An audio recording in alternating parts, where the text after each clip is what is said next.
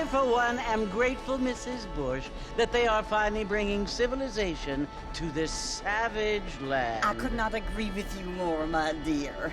My daddy settled this land, and I know he'll be looking down on us, pleased at how we help the natives. Yes, they've lost their land, but they've gained access to heaven.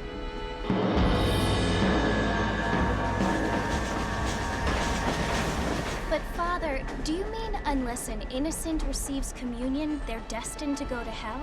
That hardly seems fair. What I mean to say, Jenny, is that there is a great deal of difference between an innocent and a savage. I never thought of it that way. Yes, they lived like animals, but they're happier now.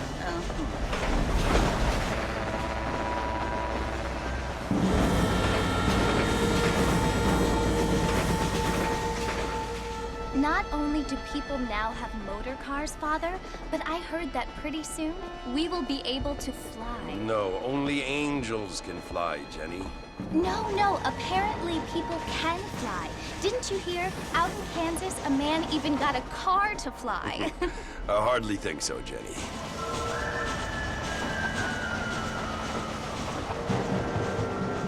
Apparently, Mr. Johns wants to run for governor, which is why he's so concerned with cleaning up the state. Nate Johns. Yes. His family is nothing but hillbilly trash that came here after the war.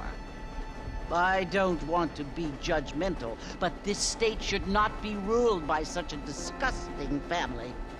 A family without class. Apparently. The Johns family have made a lot of money, and he has a lot of friends in politics. Mrs. Bush, money isn't everything. There are many things that money cannot buy. It seems that money can buy voters, though.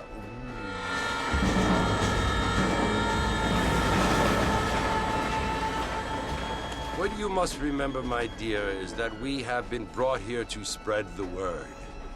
And the word and civilization, they are the same thing. They are the gifts. It is the opportunity we have, the chance to live among people who are decent and who do not kill each other, and who let you worship in peace. It's so confusing, Father. Sometimes I find it impossible to make the distinction between a loving act and a hateful one. I mean, they often seem to be the same thing. Yes, Jenny, it is confusing.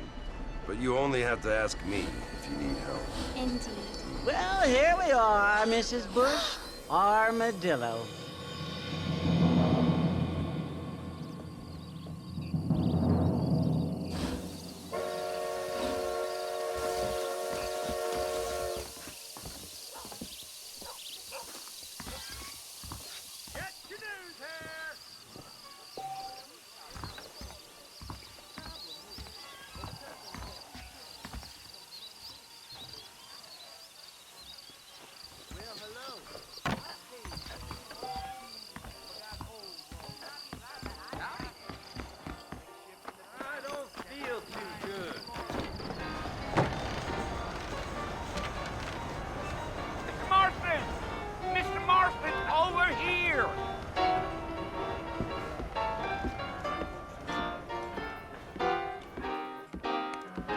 You must be John Marston.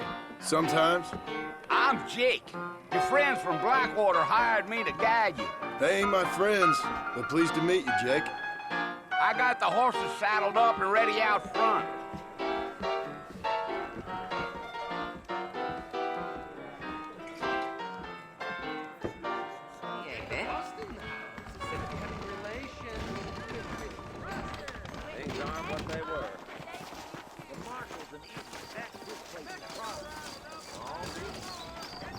Well, here, let's mount up and hit the trail.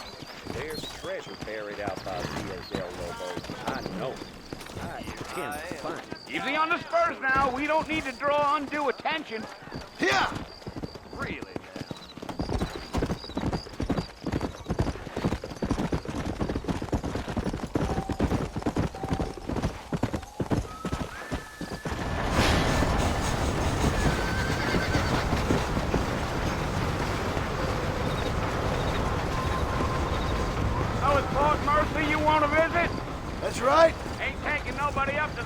in a long time. Strange place for a decent fella to want to visit, if you don't mind me saying. Who said I was a decent fella? It's been abandoned for years now. Folks say it was built during the Mexican War. All kinds of soldiers around back then. Why'd they leave? Well, I ain't entirely sure. I heard they had to go up north to fight Indians. Or maybe they got tired of being soldiers and went looking for gold. You know how things is. So what are you doing up at the fort? I'm looking for an old friend. Well, like I says, you ain't gonna find many folk around those parts these days. Those you do find are about as sociable as most reading back to you. I mean, I ain't one to judge a man by the company he keeps, but... Well, he ain't been friends for a long time.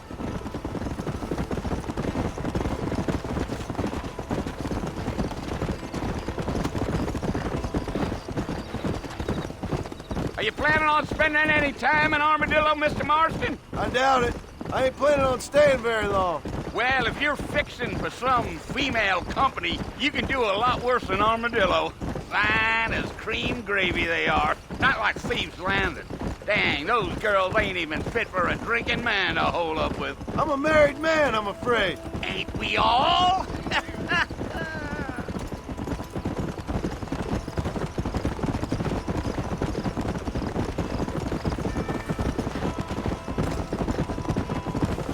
Yeah, so it was the marshal who hired me. Lee Johnson, do you know him? I think I heard his name. Says he got a telegram from some Blackwater big bugs asking for a guide. I guess it's none of my business. That's right.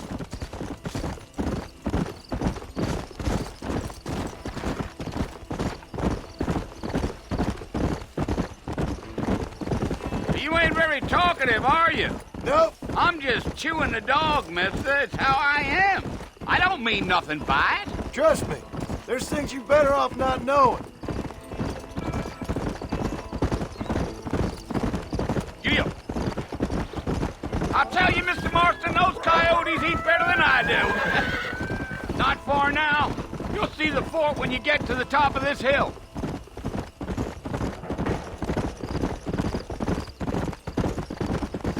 Gil. Hey. Listen, mister.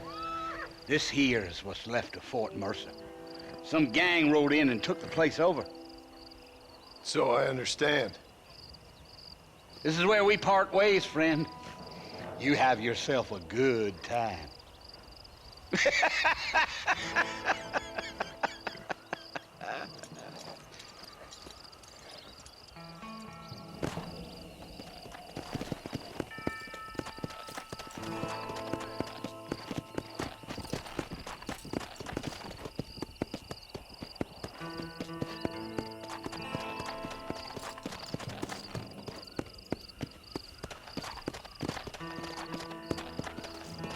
Yeah.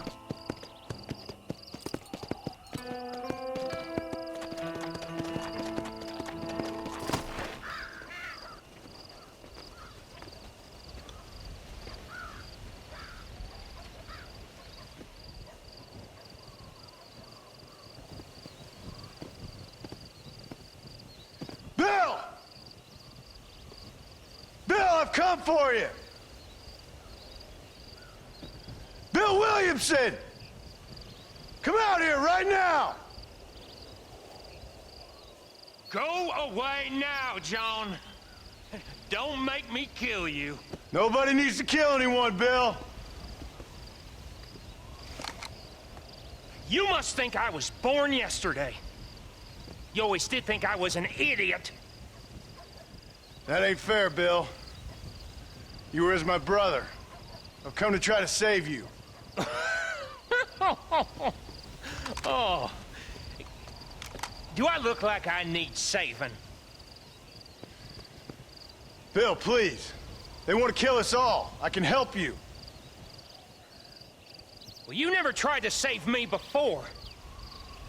You only seemed to save yourself.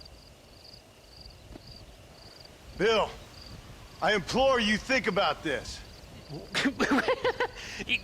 You implore me? You implore me. You always were one for fancy words. Oh. Well, things are different now, John. Now I'm in charge! No more Dutch! And no more you. Implores. I implores you to go back and tell them to send someone just a little bit more impressive next time. Well? Oh. Poor John.